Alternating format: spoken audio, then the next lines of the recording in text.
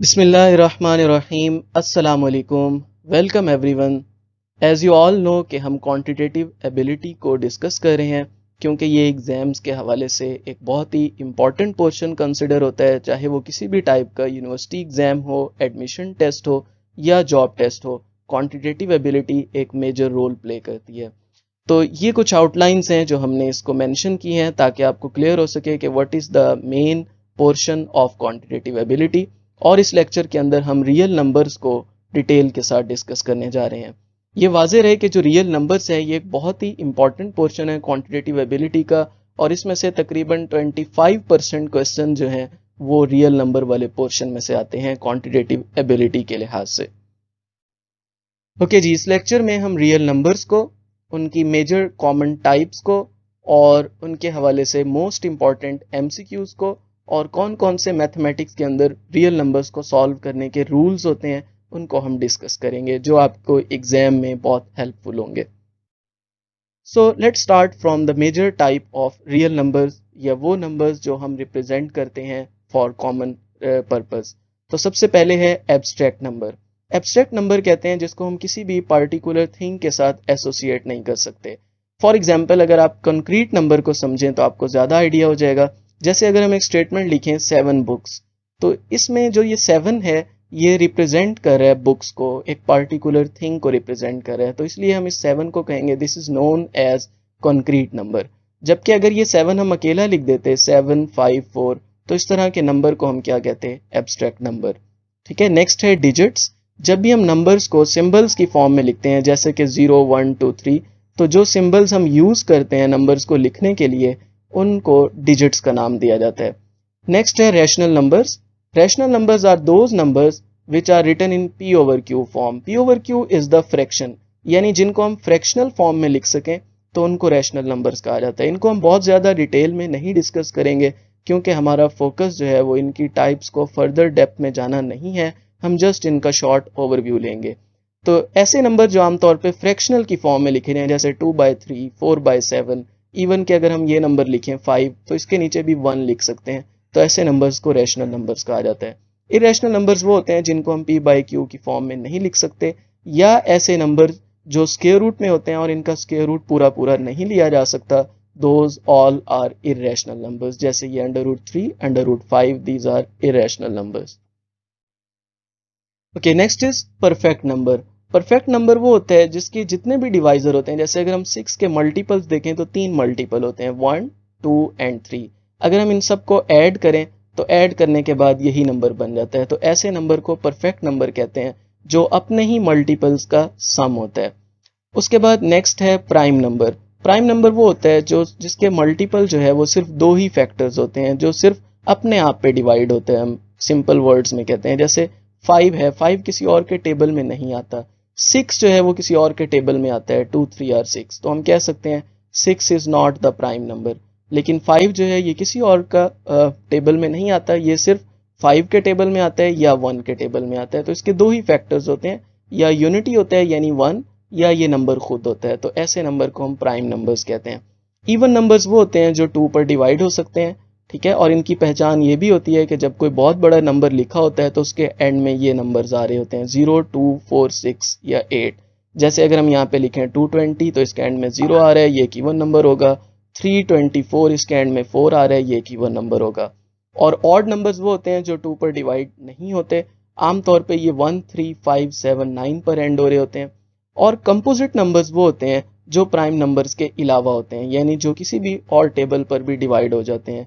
जैसे हम prime numbers को हटाकर जितने भी नंबर्स लिखें तो वो सारे कंपोजिट होते हैं, जैसे 4 6 8 9 ये दूसरों के टेबल में आ रहे होते हैं। नेक्स्ट है absolute value of a real number. जब भी हम किसी रियल नंबर की एब्सोल्यूट वैल्यू की फॉर्म में लिखते हैं तो उसके लिए हम मॉड्स यूज करते हैं इस तरह से।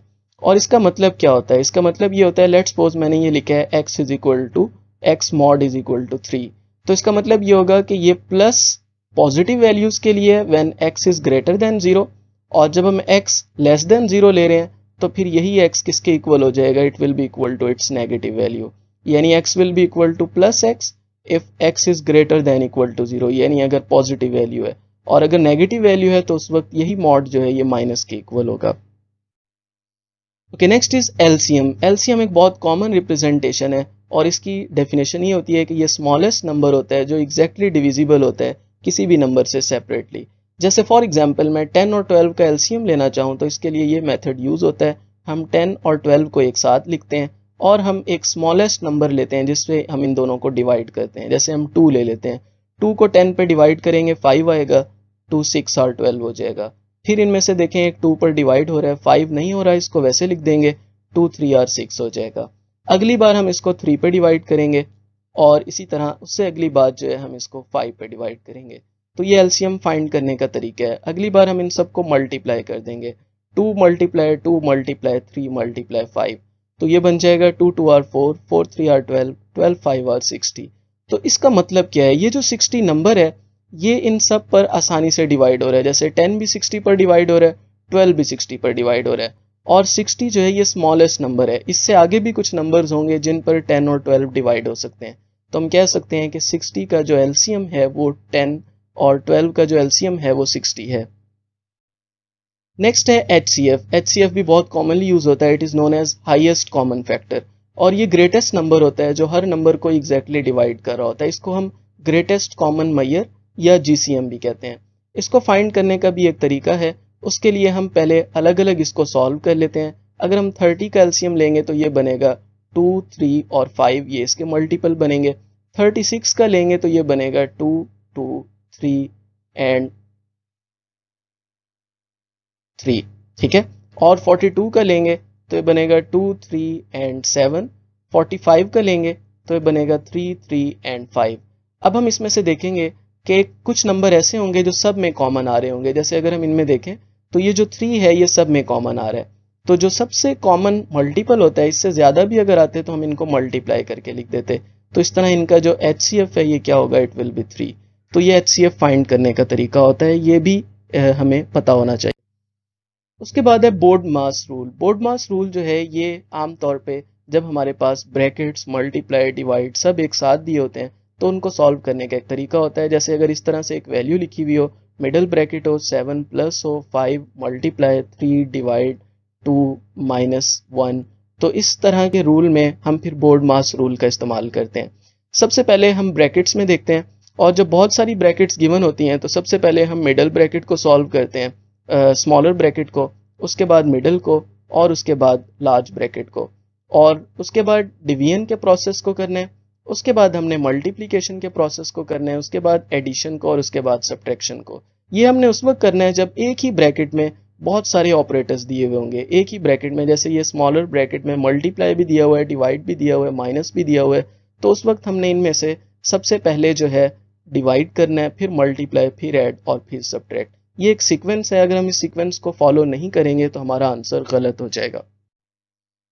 ओके, ये कुछ फार्मूलाज हैं जो सिंप्लीफिकेशन के लिए बहुत ज़्यादा यूज़ होते हैं। नो डाउट कि ये फार्मूलाज अलजबरा के हवाले से हैं, लेकिन ये रियल नंबर्स को सॉल्व करने में भी हमें बहुत हेल्प करते हैं। जैसे आपके एग्जाम में अगर क्वेश्चन आया है कि 1028 का स्क्वायर लें, तो इसका स्क्वायर अगर आप वैसे लें तो ये बहुत मुश्किल हो जाता है। इसको हम फार्मूले से जो है इस तरह सॉल्व करके और प्लस ए, ये वाला फार्मूला हम यूज़ करके इसका स्क्वायर आसानी से ले सकते हैं, ठीक है। तो इस तरह ये मुख्तलिफ फार्मूलाज हैं जो आगे अलजबरा में भी काम आने हैं। ये आपको पता होने चाहिए, आप इनको याद कर सकते हैं। But these are not so important with respect to real numbers, लेकिन जब हमने अलजबरा को सॉल्व करना है तब क्वांटिटेटिव एबिलिटी में ये बहुत ज़रूरी होंगे। इसलिए अगर हम इनको यहीं पर याद कर लें तो ये बहुत बेहतर हो जाएगा। ओके, अब हम कुछ MCQs की तरफ मूव ऑन करते हैं। सबसे पहला है 1011 का जो स्क्वायर है ये किसके इक्वल होगा। ये हमें एक एक्सप्रेशन दिया हुआ है। अब देखिए हम इसको इसी फार्मूले से, एक मेथड तो ये है कि हम 1011 को 1011 से ही मल्टीप्लाई कर लें। दूसरा मेथड ये है कि आपको इसके फेमिलियर होंगे। अगर किसी को ये मेथड ना आता हो, जल्दी करना चाहता हो, तो वो डायरेक्ट ये वाला फार्मूला यूज कर सकता है। अभी हमने एक फार्मूला पढ़ा है कि a प्लस बी का जो होल स्क्वायर है ये इक्वल होता है a square plus B square plus 2ab। तो हम यहाँ पे कर सकते हैं, a की जगह यहाँ पे 1000 का स्क्वायर हो जाएगा, b की जगह 11 का स्क्वायर हो जाएगा और प्लस 2a की जगह 1000 और फिर 11 हो जाएगा। इसी तरह 1000 का जब हम स्क्वायर लेंगे तो 6 जीरोज आ जाएंगे और अगर हम 11 का स्क्वायर लेंगे तो 121 हो जाएगा और इसको सॉल्व करेंगे तो 22,000 हो जाएगा। इन सबको ऐड कर लेंगे रफ में तो ये बन जाएगा 10222121। ये वैसे देखने में मुश्किल लग रहा है, लेकिन जब हमें एक बड़ी वैल्यू दी होती है तो उस वक्त हमें इससे सॉल्व करना आसान होता है और यह आंसर भी बहुत जल्दी आ जाता है। ओके, नेक्स्ट एमसीक्यू देखें। ये हमें एक कंडीशन गिवन है कि अगर हम 185 को 28 से मल्टीप्लाई करें तो ये आंसर आता है। अब हमें पूछा गया कि आप बताएं इन दोनों को डिवाइड करने के बाद क्या आएगा। इसको सॉल्व कर लेते हैं। 51.8 डिवाइड बाय 18.5। सबसे पहले इसका पॉइंट खत्म करते हैं। पॉइंट खत्म करेंगे तो नीचे 1 आ जाएगा, आगे एक 0 आ जाएगा क्योंकि आगे एक डिजिट है। अब हम क्या करते हैं, अब हम इस डिवीजन को मल्टीप्लाई में चेंज करते हैं। जब हम डिवीजन को मल्टीप्लाई में चेंज करते हैं तो अगली फ्रैक्शन जो है, अगली जो फ्रैक्शन होती है वो उलट जाती है। ये 10 से कैंसिल हो जाएगा और ये बन जाएगा 518 डिवाइड बाय 185। अच्छा ये देखें, ये हमें रूल गिवन है कि 185 को अगर हम 28 से मल्टीप्लाई करें तो 5180 आ रहा है। इसको हम थोड़ा सा रीअरेंज कर लेते हैं। जब भी मैथ में एक चीज़ मल्टीप्लाई हो रही होती है तो वो दूसरी साइड पे आके डिवाइड हो जाती है। तो इसका मतलब है इसको डिवाइड करने के बाद 28 आना चाहिए।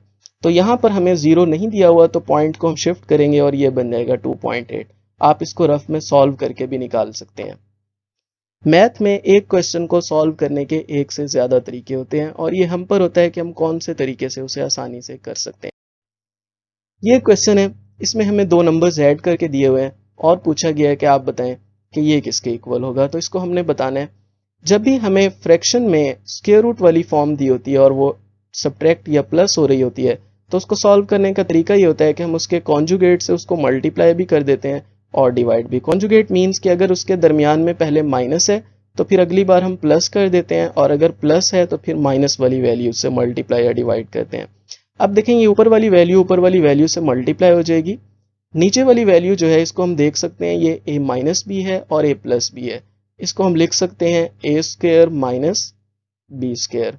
आपको पता है स्क्वायर रूट जो है वो स्क्वायर के साथ कैंसिल हो जाता है, तो हम यहाँ पे कर सकते हैं कि ये जो स्क्वायर है ये स्क्वायर रूट के साथ कैंसिल हो जाएगा और ये बन जाएगा 3 minus 2। So the answer is square root 3 plus square root 2। और ये क्वेश्चन में गिवन है कि square root 3 plus square root 2 ये किसके इक्वल है, 3.146। तो इसको हम लिख सकते हैं this is equal to 3.146। The HCF of this value is, इस वैल्यू का हमने HCF निकालना है। इसके लिए हम बारी बारी देखते हैं। इसको हम फर्दर सॉल्व नहीं कर सकते, ये वैसे ही आ जाएगा क्योंकि ये मल्टीपल नहीं बन रहे। 6 और 25 इनका हम अलग अलग एलसीएम लेंगे। 6 का एलसीएम लेंगे तो इसके मल्टीपल 2 इंटू 3 बन जाएंगे। 5 का एलसीएम लेंगे तो 5 इंटू 5 बन जाएंगे 25 का।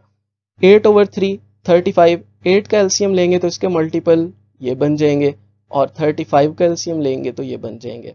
अब हम देखेंगे इन सब में न्यूमरेटर में क्या चीज़ कॉमन आ रही है, कौन सा मल्टीपल, और डिनोमिनेटर में कौन सा आ रहा है। अगर हम न्यूमरेटर में देखें तो 2 सब में कॉमन आ रहा है और अगर हम डिनोमिनेटर में देखें तो 5 आ रहा है। इसका मतलब है जो HCF होगा it is the highest common factor, so it will be 2/5। So this will be the answer. Okay जी, नेक्स्ट इज 3/7। ये एक वैल्यू है, ये क्वेश्चन है और पूछा गया है कि आप बताइए किसके इक्वल होगा। इसको हम x कंसिडर कर लेते हैं, इसको x ही रहने देते हैं और बाकी वैल्यूज को उधर ले जाते हैं। ये बन जाएगा -3/7। इसको हम सॉल्व करेंगे। इसको सॉल्व करने का तरीका ये होता है कि ये होल नंबर्स की फॉर्म में है। 7 को 3 से मल्टीप्लाई करेंगे 21, 21 प्लस 6 27 हो जाएगा। अब हम इसका एलसीएम लेंगे। एलसीएम के बाद इसको सॉल्व करेंगे। 27 माइनस 3 इट बिकम्स 24/7 और 24/7 को अगर हम दोबारा डिवाइड करें तो ये बन जाएगा 21 और ये 3, इट बिकम्स 3 होल 3/7। ठीक है, इसको हम शुरू में लिख देते हैं और इसको हम ऊपर लिख देते हैं और इसको जो है हम स्टार्ट में, तो ये इस तरह से it is known as remainder, it is known as quotient and it is known as divisor. तो फॉर्म ये होती है कि हम यूँ लिखते हैं quotient into remainder over divisor. So this will be the answer, 3 whole 3/7. Okay, next is 3/4 of 68. अगर हम 68 का 3/4 लें तो वो लेस है किससे, 2/3 of 114। तो इसका मतलब है 2/3 of 114 ग्रेटर होगा। इसको हम यूँ लिख सकते हैं 2/3 of 114 का मतलब है 114 का 2/3 टाइम्स, इसके लिए मल्टीप्लाई हो जाएगा। अब हम देखना चाह रहे हैं कितना लेस है, तो इनको हम माइनस कर देंगे इसमें से 3/4 of 68 में से, तो ये कैंसिल हो जाएगा। जब यहाँ पे 3 114 से कैंसिल होगा तो ये क्या बनेगा अभी देखते हैं। ये 3 3 3 आर 9 एंड 3 8 आर 24। ये बन जाएगा 4 1 आर 4 और 4 7 आर 28। 38 को 3 से मल्टीप्लाई करेंगे 76, 17 को 3 से मल्टीप्लाई करेंगे 51, it becomes 25। So this will be the answer. 5% of 500 multiply 400। 5% of 500, इसे हम कैसे लिख सकते हैं? इसको हम यूं कर सकते हैं कि हम 5% के लिए 5/100 कर देंगे और 500 को इससे मल्टीप्लाई कर देंगे, तो ये बन जाएगा 25। ठीक है, अगले स्टेप में हम 25 को 40 से मल्टीप्लाई करेंगे तो ये बन जाएगा 1000। So this will be the answer. Okay जी, ये क्वेश्चन है, इसमें हमने सॉल्व करना है। इसको सॉल्व कर लेते हैं। ये है 64/4 इंटू 64/8। जब भी फ्रैक्शन में एक ही स्क्वायर रूट के अंदर होता है तो हम उसको कैंसिल कर सकते हैं वैल्यूज को। यहाँ पे कैंसिल हो जाएगा, 4 1 आर 4, 4 16 आर 64, 8 1 आर 4, 8 8 आर 64। तो ये बन जाएगा 16 मल्टीप्लाई 8। हम स्क्वायर रूट भी सॉल्व भी कर सकते हैं लेफ्ट वाले को, लेकिन राइट वाला नहीं हो रहा, इसका हल ये हम इनको इकट्ठा भी लिख सकते हैं और ये बन जाएगा 128। So this will be the answer. Okay जी, नेक्स्ट है which pair adds up to a number greater than 5। तो हमने इनको ऐड करके देखना है। ऐड करते वक्त हम एलसीएम भी ले सकते हैं और फ्रैक्शन में भी कर सकते हैं। हम पहले इसको करते हैं। 13 को 5 से रफ में आप डिवाइड करके देख लीजिएगा, मैं डायरेक्ट लिख रहा हूँ टाइम को सेव करने के लिए। बन जाएगा 22.6। 11 को 6 से डिवाइड करेंगे, बन जाएगा 1.8, इट बिकम्स 4.4। लेकिन ये 5 से ग्रेटर होना चाहिए उसने कहा है। तो 11/4 अगर हम इसको डिवाइड करें बनता है 2.75 plus 8 divide by 3 it becomes 2.6 और ये बनता है 5.3। अगर हम इसको देखें तो इट इज ग्रेटर देन 5, तो ये आंसर होगा। इसी तरह हम बाकियों को भी चेक कर सकते हैं, बाकियों में से 5 से ग्रेटर नहीं आएगा। ओके जी, नेक्स्ट है 9526 प्लस एक्स माइनस 4541। इसमें हम x को सॉल्व करेंगे। देखने में लग रहा है ये अलजबरा है, लेकिन ये बेसिक रियल नंबर से रेलिवेंट ही है। इसमें एक नंबर मिसिंग है, तो ये अलजबरा की एक सिंपल फॉर्म है, लेकिन ये रियल नंबर के तौर पर ही आ जाता है क्योंकि इसमें हम नंबर्स को डील कर रहे हैं।